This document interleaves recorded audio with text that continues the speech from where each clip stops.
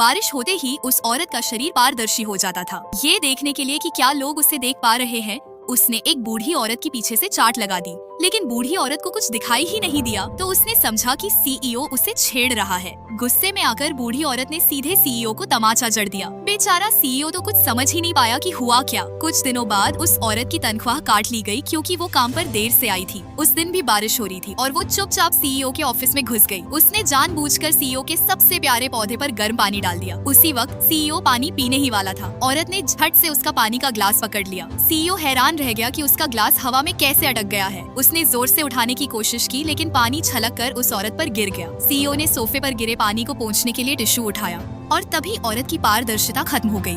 CEO को लगा जैसे उसने कोई माया देख ली हो।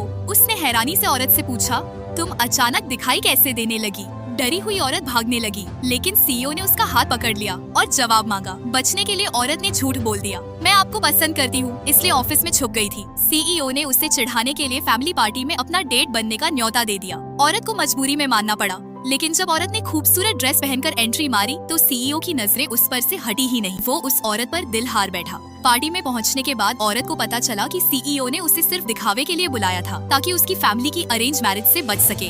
दादी माँ ने जब देखा कि उसका पोता पहले से किसी लड़की के साथ आया है तो वो नाराज तो हुई लेकिन कुछ कर नहीं सकी। पार्टी के बाद सीईओ बहुत खुश था और उस औरत को लेकर चला गया, लेकिन औरत बहुत नाराज थी क्योंकि उसने महसूस किया कि सीईओ ने उसका इस्तेमाल किया। एक और बारिश वाले दिन उस औरत ने फिर अपनी पारदर्शिता का इस्तेमाल किया। सीईओ जब अपनी कार में बैठने वाला था तो औरत ने पीछे से आकर जोर का धक्का मारा, बिल्कुल उसके पीछे। सीईओ ने शौक में अपने मेल असिस्टेंट को देखा और कहा, आज के बाद मुझसे दूर रहना समझे।